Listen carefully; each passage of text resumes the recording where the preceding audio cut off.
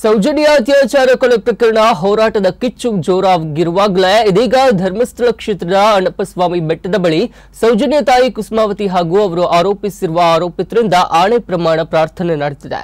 ಅಣ್ಣಪ್ಪಸ್ವಾಮಿ ಬೆಟ್ಟದ ದ್ವಾರದ ಬಳಿ ಸೌಜನ್ಯ ತಾಯಿ ಕುಸುಮಾವತಿಗೆ ಬ್ರೇಕ್ ಹಾಕಿದ್ದು, ದ್ವಾರದ ಮುಂಭಾಗ ಪೊಲೀಸರು ಬ್ಯಾರಿಕೇಡ್ ಅಳವಡಿಸಿದ್ದು, ವಿಶ್ವ ಹಿಂದೂ ಪರಿಷತ್, ಬಜರಂಗ ದಳ ಮುಖಂಡರು, ಕಾರ್ಯಕರ್ತರ ಜೊತೆಗೆ ಸೌಜನ್ಯ ತಾಯಿ ಕುಸುಮಾವತಿ ಆಗಮಿಸಿ ದ್ವಾರದಿಂದ 500 ಮೀಟರ್ ದೂರದಲ್ಲಿರುವ ಅಣ್ಣಪ್ಪಸ್ವಾಮಿ ಬೆಟ್ಟದ ಬಳಿ ಆಣೆ ಪ್ರಮಾಣ ಮಾಡಿದ್ರು.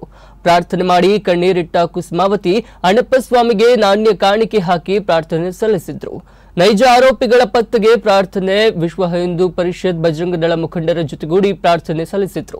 ಸೌಜನ್ಯ ತಾಯಿ ಪ್ರಾರ್ಥನೆಯಾದ ಬಳಿಕ ಸೌಜನ್ಯ ತಾಯಿ ಆರೋಪಿಸಿದವರಿಂದಲೂ ಪ್ರಾರ್ಥನೆ ನಡೆದಿದ್ದು, ಈ ಪ್ರಕರಣದಲ್ಲಿ ನಮ್ಮ ಯಾವುದೇ ಪಾತ್ರ ಇಲ್ಲ, ನಮ್ಮ ಹೆಸರನ್ನ ಅನಾವಶ್ಯಕವಾಗಿ ಎಳೆದು ತರಲಾಗಿದೆ ಎಂದು ಅಣ್ಣಪ್ಪಸ್ವಾಮಿ ಬೆಟ್ಟದ ಮುಂಭಾಗ ಮಲಿಕ್ ಜೈನ್, ಉದಯ್ ಜೈನ್, ಧೀರಜ್ ಗೆಲ್ಲಾ ಪ್ರಾರ್ಥನೆ ಮಾಡಿದ್ರು.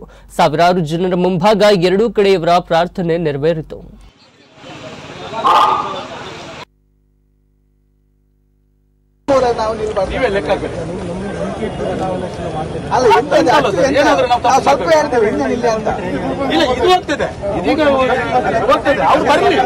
ಅಲ್ಲಿಂದ ಬರುವ ನಾವು ಹೋಗ್ತೇವೆ. ನಿಮ್ಮ ಸ್ಟೇಷನ್ ಹತ್ರ ಬರುವುದು ಇಲ್ಲಿ ಯಾರು ಇಲ್ಲಿ ಇರುವುದಿಲ್ಲ. ಯಾರು ಬೇಕು ಅದು ನೋಡಿ. ಈಗ ಪೊಲೀಸರು ಇದಾರಲ್ಲ, ಹಾಕಿದ್ವಲ್ಲ ಹೊರಗಡೆ ಇರಿಲ್ಲ, ಅಲ್ಲಿ ನೀವೇ ಲೆಕ್ಕ ಹಾಕಬೇಕು.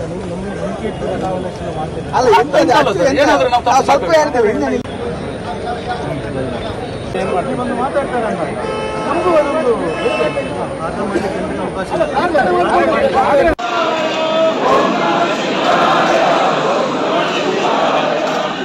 ದುರ್ಮರಣಕ್ಕೂ ನಮ್ಮ ಮೂವರಿಗೂ ಯಾವುದೇ ಸಂಬಂಧ ಇಲ್ಲ ಅಂತ ಕಾನೂನು ಹಾಗೂ ನ್ಯಾಯಾಂಗದಲ್ಲಿ ಸಾಬೀತಾಗಿರುತ್ತದೆ.